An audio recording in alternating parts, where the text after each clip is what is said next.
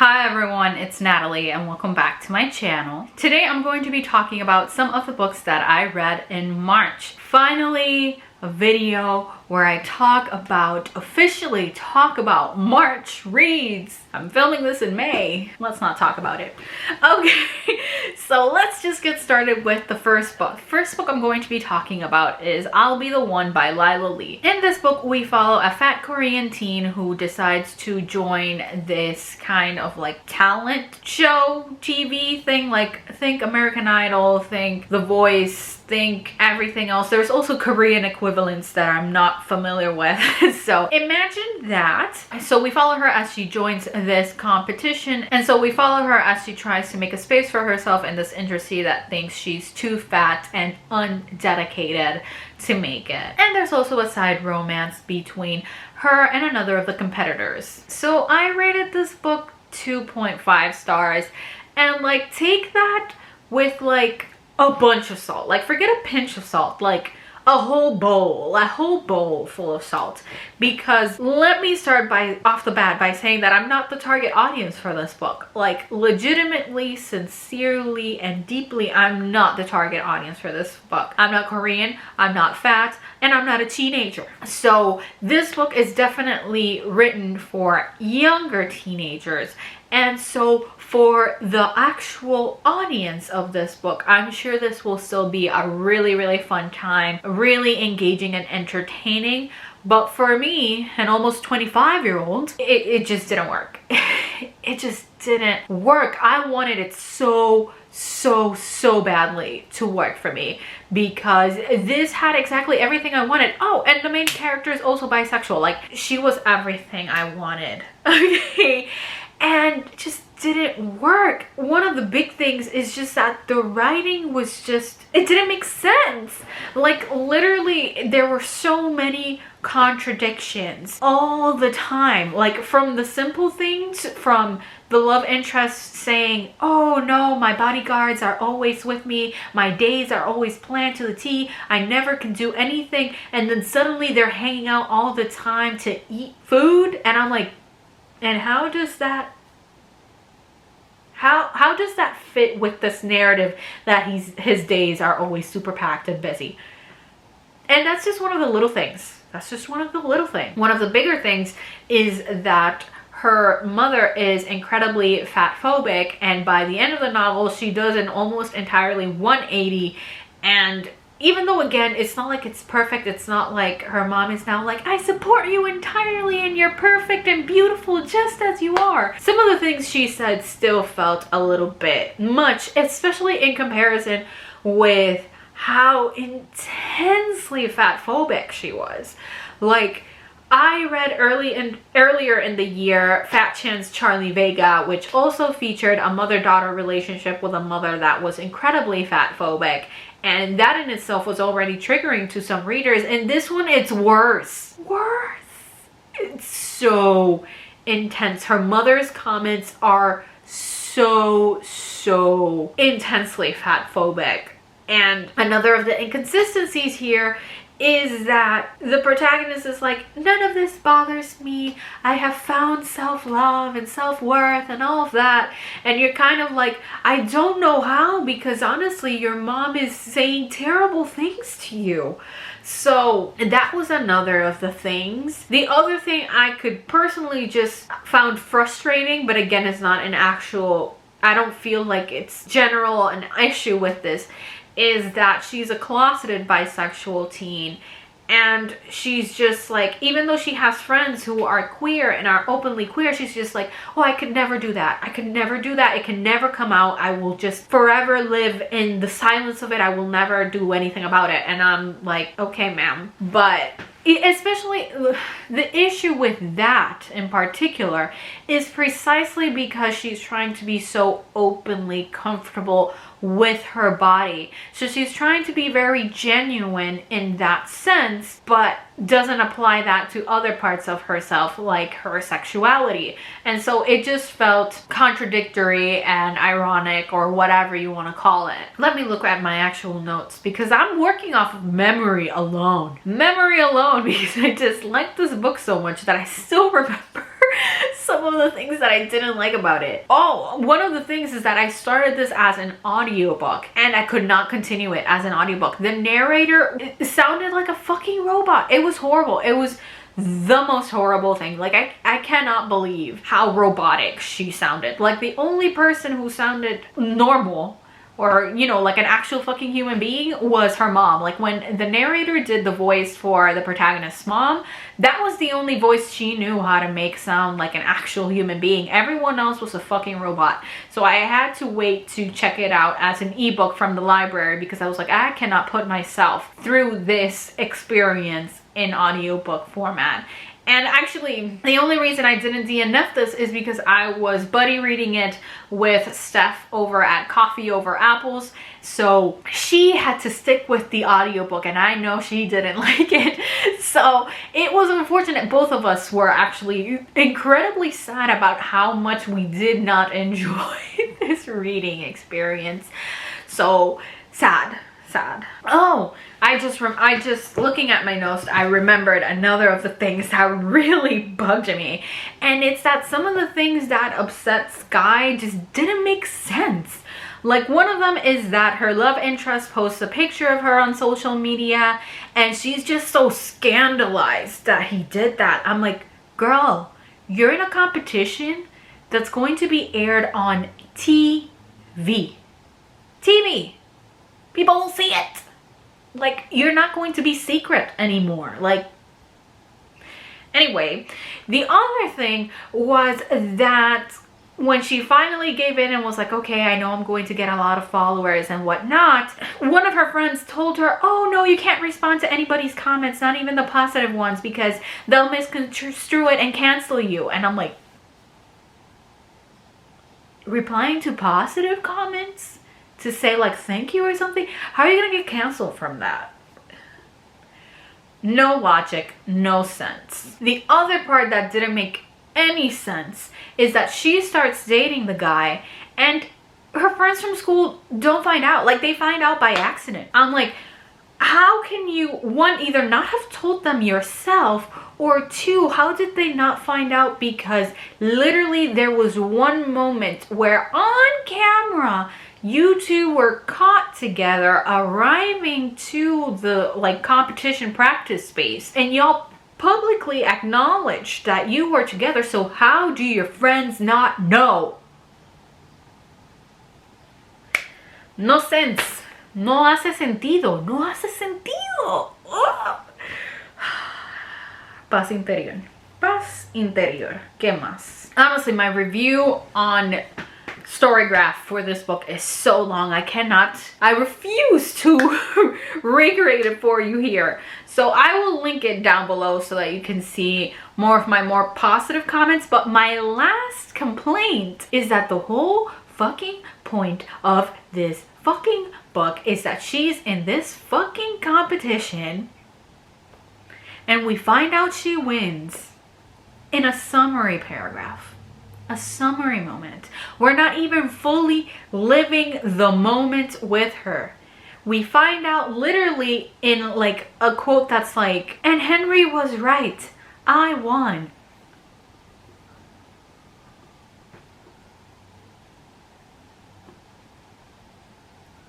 I'm not going to talk about this book anymore. There were positives, that's why I got a 2.5 instead of a 1 or no rating at all. But I just can't talk about this book anymore.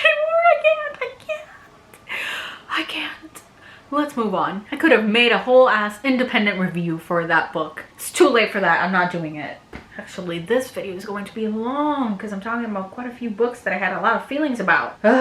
Okay, the next book I'm going to be talking about is The Trouble with Hating You by Sajni Patel. In this book, we follow a kind of hate-to-love romance between this woman who is very independent, and her parents are trying, she's Indian, and her parents are trying to arrange her marriage, and she's very, very against it. And since her parents know that, they surprise her with a dinner that she thought was just a family dinner, but they invited the guy they want her to marry for a formal introduction. So she tries to run away, and even after she bumps into him and there's a whole collapse she still leaves. She's like, bye, I'm out of here. I don't owe you an explanation. I'm just gone.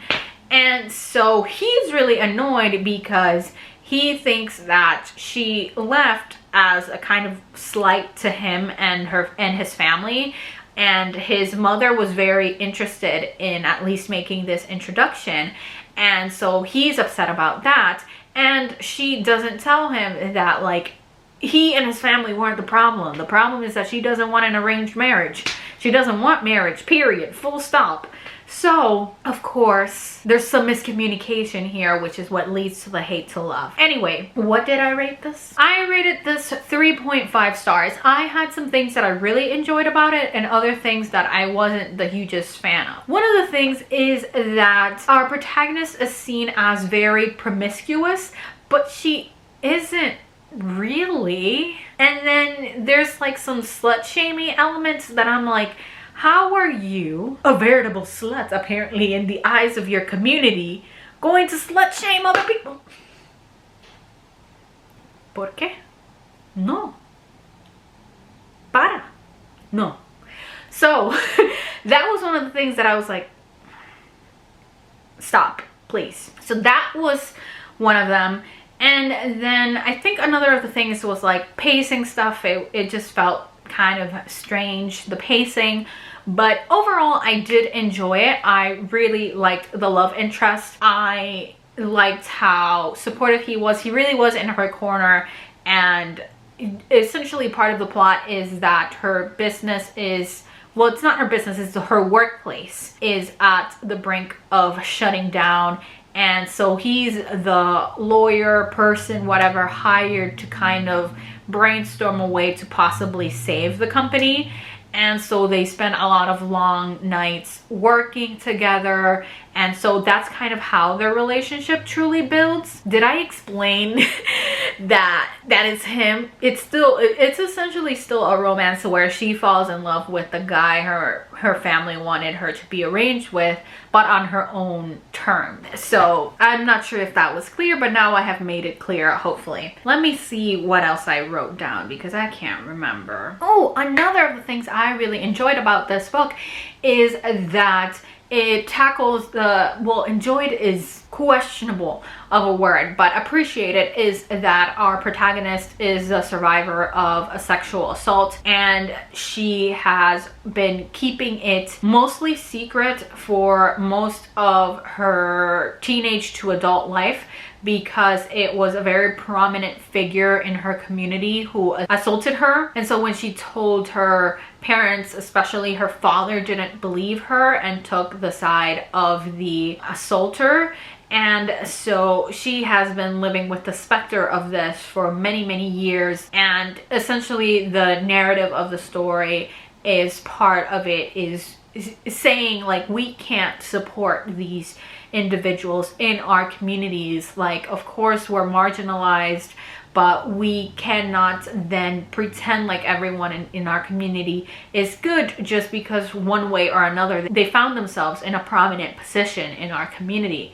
If they are accused of something, they need to face that head on. We can't just blame the victim. We can't do that. It's not what's right. So really, really appreciated that aspect of this story, which I was not anticipating. And also, that's also a content warning for you all. Sexual assault is one of the triggering elements of this story. There was also an element of domestic abuse. The protagonist's father was abusive to his wife. I can't remember if it was emotional abuse only or included physical abuse. I think it was primarily emotional abuse, so warning for that as well. But I also thought that was tackled very, very well. Essentially, this story is about women sticking together and having each other's backs after experiencing painful things. So overall, there were some good things, there were some not so good things, but I would still recommend this, and I'm actually looking forward to the other book the author is writing as part of this romance series, because following one of the friends of the protagonist of this book. So I'm looking forward to that. because it's like a romance of her reconnecting with her lost love, and I'm like, yes, let's do it. Anyway, let me move on to the next book. The next book I'm going to be talking about, in part in the fact that the ice cream truck man is in the background once again when I'm talking about a horror book, is The Only Good Indians by Stephen Graham Jones. Let me read the summary of this book for y'all because I don't know how to summarize it myself. This novel follows 4 American Indian men after a disturbing event from their youth puts them in a desperate struggle for their lives. Tracked by an entity bent on revenge, these childhood friends are helpless as the creature and traditions they left behind catch up to them in violent, vengeful ways. Oh gosh, why did I take so long to talk about this book? Why did I take so long to talk about this book? It is unfortunate that I decided not to film an independent review for this, that now I'm going to have to film in another day because my battery is dying, because this was so good. This book was so good. I buddy read this with Anna from Books MBS and we were both absolutely wrecked by it. Destroyed, annihilated, death and despair left in our wake. It was, wow, it was so good. We're actually planning on rereading it at some point because we both thought it was so fucking, god damn it, so good. But I will pick up my review for this one another day since my battery wants to say bye-bye. Okay, so I'm officially back to continue talking about The Only Good Indians. Obviously, new day, new outfit, new look, new everything. Because I usually try to go for the same look when I'm continuing on a different day, but honestly I wasn't doing the most with my look that day and I felt like dressing up more today, so I was like, I'll just have completely different looks for the video. So this video is gonna end up being long because essentially I'm going to be talking about books that I should have made independent book reviews for. Like, I'll be the one, I should have made an independent rant review for that one, and The Only Good Indians I also should have made an independent review, but only a rave review for. So hopefully past me already explained what The Only Good Indians is about, because I'm not going to explain it now. But oh my gosh, I loved The Only Good Indians so fucking much. That book is brilliant. When I see a negative review for The Only Good Indians, I am personally insulted. I am insulted on behalf of Stephen Graham Jones when people don't like The Only Good Indians, because it's so fucking good. Like, I can understand why. Like, I'm not going to lie, my absolute favorite part, and sorry if you hear barking in the background, those are not my dogs, but it's a nice summer day, and so, well, summer-ish day, and so more animals are outside, people are outside, and I am actually planning to go outside today, so you're gonna have to pardon that. Anyway, I can admit that my favorite part of this book is the one where we follow Louis. I think that's his name. I should be looking at my notes, but am I? No, because I also didn't write a good review for this book on Storygraph because I loved it so much that I was left incomprehensible. I just felt everything. I was completely destroyed. I'm making a bunch of hand gestures to display to you just how much I was feeling with that book. Let me look for my actual written review to have an idea of what the fuck I'm talking about. Yes, his name is Louis. So I'm going to admit that the whole section on Louis is the best part of this book. It is so fucking strong. If Stephen Graham Jones had released this more as a kind of collection of novellas that were interconnected, I think that would have helped people psychologically understand kind of what he's trying to do with his storytelling. So to be completely transparent, I do understand why certain people really love the beginning but are kind of more uncertain about the rest of the novel, because since we move from one character to another, it is a little bit more jarring and the pacing suffers for it. I think it works for the novel. I think Stephen Graham Jones was just doing his own thing, and so expecting certain things from this when it was not trying to be that is doing a disservice to this novel. So that's at least how I feel about it. But personally, I do have to admit that Louis was the character I was most attached to. I literally was so deeply invested and connected to Lewis that when things started to turn badly for Lewis, because this is a fucking horror novel, when things started to go bad, I so deeply wanted things to work out for Lewis that the terrible things that happened were even more horrifying and terrible for me to read. Like, legitimately, I felt I was obliterated. I was destroyed. I was distraught. I was listening to the audiobook and literally, like, my mouth was hanging open because of everything that was going on and the decisions that Lewis was making and how heartbreaking everything was. Like, it's so heartbreaking. Like, at the core of this book got so deeply under my skin because I could feel so deeply for these characters.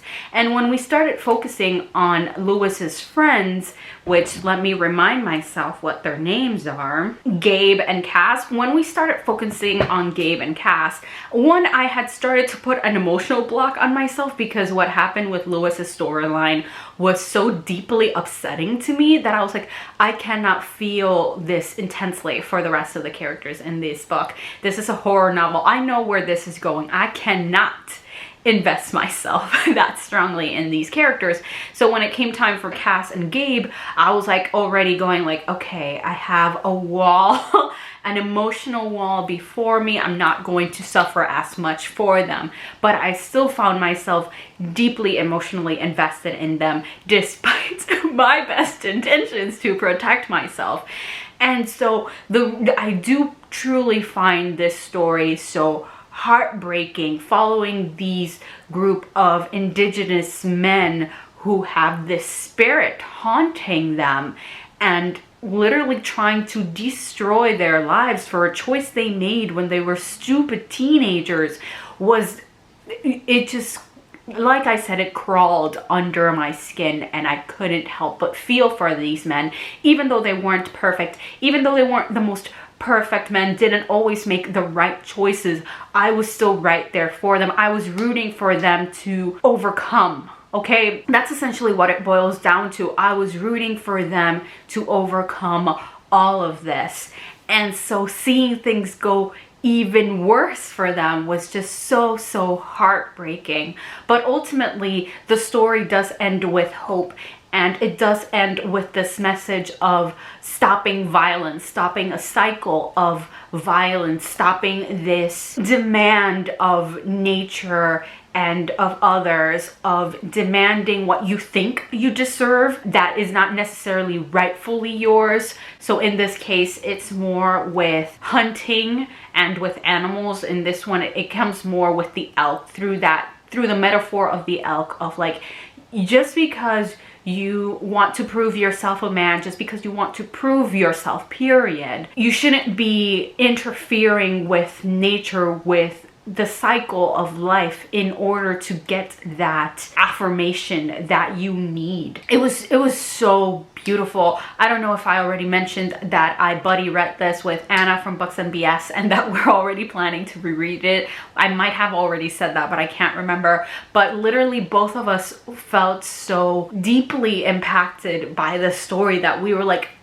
consuming it once is not enough. And honestly, that's been my experience with most of the indigenous stories I have been reading. Reading them once does not feel like enough. I watch a lot of Native Lady Book Warrior. Her channel is fantastic. She's an indigenous reviewer, and she often talks about how she does take more time reading her indigenous books because she needs to reread passages to experience the story again, to kind of think more about it and consult with others to more deeply understand the story that she's reading. And I definitely have felt that while reading indigenous novels. I feel like the first time is beautiful. Most of the time it's a beautiful and incredible experience to read those books for the first time, but it doesn't feel like enough. Most of them I feel like I need to revisit in order to fully take it all in. I would say that is mostly with the adult indigenous novels I have read. When I read the younger ones, I don't feel that as strongly, or at least so far I haven't. But with the adult novels I've read, I definitely feel like I need to invest more time into this to fully soak it in. And it still feels like the type of books that if you reread later on, you're going to find new things. You're going to discover things that you didn't notice the first time you read it, or even the first couple of times you read it. Sorry once again if the angle is a little bit different. I had to change. My memory card was full, so I had to move around things. Anyway, whatever. What was I even saying? I'm just gonna conclude the portion of saying that I definitely want to reread this story in order to more fully grasp even more elements of it. I don't even want to say more. I might eventually, once I reread this, I might actually make a full-length review of it just to focus on it, but just know that it's so phenomenal of a novel. It's definitely triggering. Like, if blood, guts, gore is not your thing, you're going to struggle with this book, because there's a lot of that, and there's a lot of animal death in this book. So if those things are triggering or incredibly upsetting to you, this novel might not work for you. This horror novel might not work, because it definitely plays into that in a way that completely is meant to disturb you. It's written in a way that it's meant to upset you. So if it's already pretty upsetting to you, it might be incredibly disturbing to read this book. But as someone who loves animals, that's part of the horror of this. Part of the horror of this is knowing how much I love animals, and seeing the things that happen to them here is just so upsetting. Anyway, this is a fantastic novel that I would highly, highly, highly recommend. If I didn't already mention it, and it isn't obvious from my absolute love of it, this is a 5-star book for me. Fan-fucking-tastic. Loved it so, so, so, so, so much. The next book, and the last book I'm going to be talking about in this video, is another one that probably, if I were a little bit more committed, I could have filmed a rant review of, but I'm not that committed because it's a 3-star book. So like, I don't have to go that hard for a 3-star book. And that is A Fire and Stars by Audrey Coulthurst. This book, I'm going to read the summary, because if you leave it up to just me, I would only tell you that it is about a girl from a kingdom where magic is like ignored for the most part. Like, she's asked to suppress it, but like, she's not going to go to prison or be killed if she uses magic. But she goes to a neighboring kingdom as the betrothed of the prince of that kingdom. And in that kingdom, she would get fucking killed for using magic. And so it is a sapphic romance where she actually falls in love with the sister of her betrothed. Do I even need to read the summary after saying that? I think, honestly, I think that's enough, especially because of how mediocre this book is. Like, that's all you need to know. All you need to know is that. So I rated this book 3 stars because truly it was a pain in my ass to get into it. I struggled so hard. Like, last year, I think it was last year, that I tried to read this for the first time. I had it as an ebook, and I was like, okay, I'm going to tackle my ebook TBR. Let's do this. Let's go. I started this, and I don't think I made it past chapter 1. I just wasn't vibing, and I was like, okay, maybe I'm not in a fantasy mood, maybe I'm not in the mood for the story, so maybe I just need to move on to something else and come back to this later. So regardless of whether I made it 1 chapter or a couple of chapters in that first time, it took me at least a whole last year before I tried again. And I tried again as an audiobook. I was like, okay, let me check it out from my library. Maybe as an audiobook it won't be as difficult for me to get into it. But then I still struggled to get into it. I think just from the very start, I just found it boring. It didn't pull me into the story. I didn't feel interested in what was going on, even though we had this whole magic thing, and our protagonist is a magic user, and she's going to a new place where magic users are hated. I just wasn't interested. I just didn't care. And so this, I mean, okay, so our protagonist, I think her name is Denna, and the love interest is Mare. I remember she's Mare because she likes horses and she goes by Mare, even though her name is longer than that. I can't remember what her full name is, but her full name is longer than that, but she goes by Mare and she likes horses. Like, the actual relationship, the romance between Denna and Mare was cute. I'm not gonna lie, I did enjoy it. I thought it was nice. I liked the added drama of Denna having to marry Mare's brother. I liked that that was the whole point. Like, she was going over there to plan the wedding, to get ready to get married and all of that. So I liked that element, but it did not make up for the fact that everything else about this novel was mediocre, boring, and not properly world built. Like, literally, I know I've told you right now that the kingdom that Denna moves to doesn't like magic users, but there's no legitimate explanation for it. Like, the world building doesn't actually let you understand why this kingdom is so opposed to magic users, why this kingdom is so scared of them and wants to destroy them, essentially. So that just felt weak. And then there were a few comments made here and there that I just didn't like, or at least I didn't feel like they were unpacked enough. They were treated just as normal, which arguably they are in a fantasy world like this. But like, there was a lot of like civilizing untamed regions, and I was like, not this, when this is not going to be the focus of the narrative. If like the focus of the narrative have been that, to challenge that, to question that, okay, like if that were the purpose, then obviously I understand it. But just as a side thing, just as like, oh, one of the antagonists is civilizing or organizing these disparate regions who cannot agree and blah blah blah blah. Maybe if that were the focus, okay, but I don't, the conclusion here is that I don't trust the author. Like, after giving me this lukewarm introduction to this world and to the conflict in this world, I do not trust her to follow through with resolving my concerns about the world of this story. So, it just didn't work for me. I guess I'll look at my review to see if there's anything else I want to say, but I think that's all I want to say. And again, I didn't really write a rigorous review of it on Storygraph because I was just lukewarm enough that I was like, I don't really have anything to say. I don't really have much to say. So like, you know, like I can kind of see why people enjoyed it, and I have seen positive reviews of it. Like I can kind of see it if I squint, you know, but in general it's just very generic, very average YA fantasy, but with like the sprinkle of the gay is what makes it more interesting than the average YA fantasy. So you could pick it up and you might enjoy it, but personally I would just not recommend it. Like, I gave it 3 stars only because like it wasn't the worst thing I've ever read in my life, but like it wasn't doing the most either. So yeah, that's it for today's video. Thank you all so much for watching. If you enjoyed this video, please don't forget to like, comment, and subscribe. If you would like to follow me on any of my social media, I will have the links to that down below in the description. But for now, see you next time.